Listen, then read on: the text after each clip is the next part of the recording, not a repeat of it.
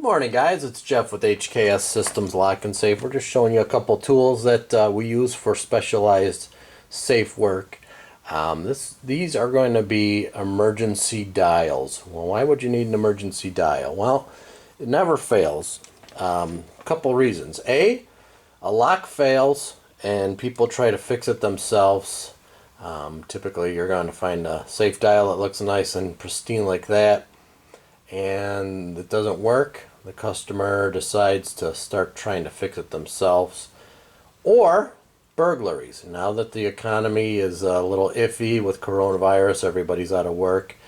There's a lot more thefts going on, and first thing people do when they break into and see a safe is they'll take it and smash that dial off. Why?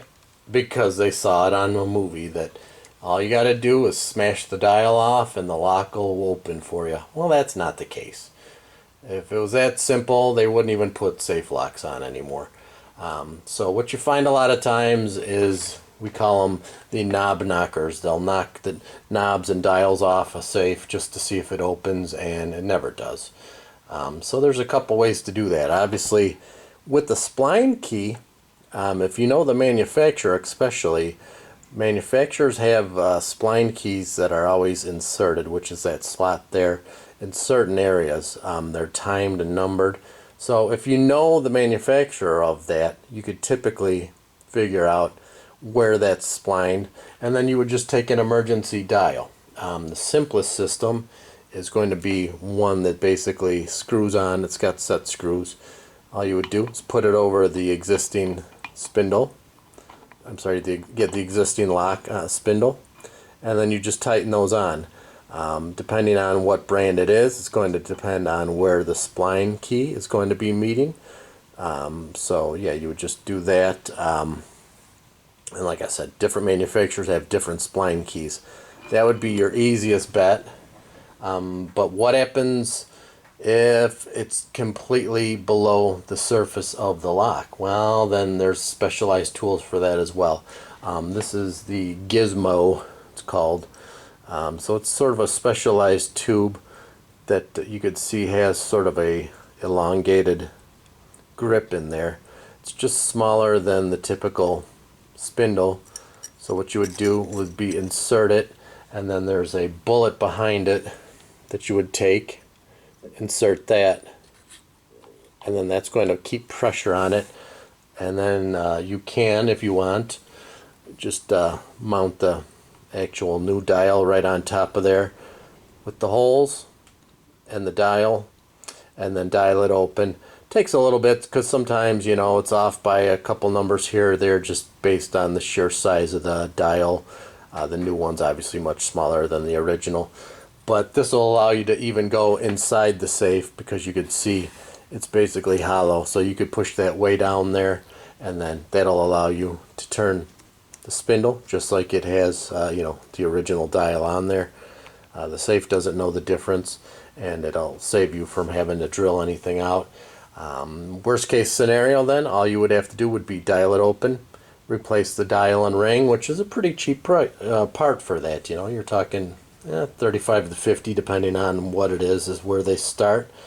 Obviously gold ones or locking dials or decorative ones are a little bit more, but that's not a big deal. The other option they have, we use these occasionally, is the Kydex emergency dial.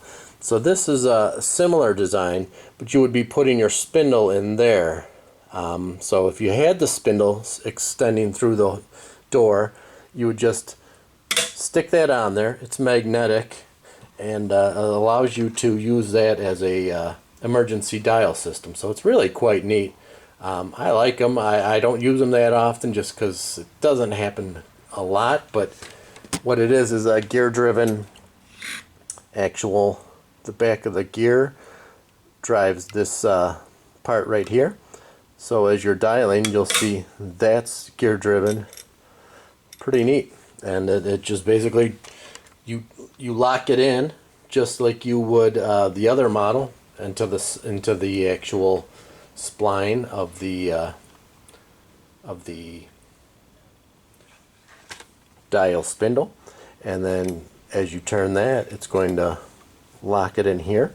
and then you're just going to dial it just like a regular old dial. Once you get it, like I said, sometimes you may need to change that combination by just a few numbers, but you know, it's really neat, and it's very well made. I like Keydex stuff. It's pretty cool. Some of it's good, some of it's not so great, but this is one of their better ones. It's an emergency key dial system, magnetic on the back. It's also used for transferring stuff if you do like manipulation, which I do. It's not too often though. It's usually more expensive to manipulate a safe depending on who makes it than it is to drill it and repair it, you know, because it's just, you're paying for time. I like to do manipulation, but usually I'm always under the gun for time, so I'm not going to spend 2 hours on a $100 safe. It just makes no sense. Makes no sense to me or you. Why would you put all that money into something that's cheaper just to drill it and repair it, and instead of you know, spending the couple bucks to just get it done quickly and then move on. But anyways, if you need a service for that, give us a call. HKS Systems Lock and Safe. We're out of McHenry County, 847-204-7046. Thank you.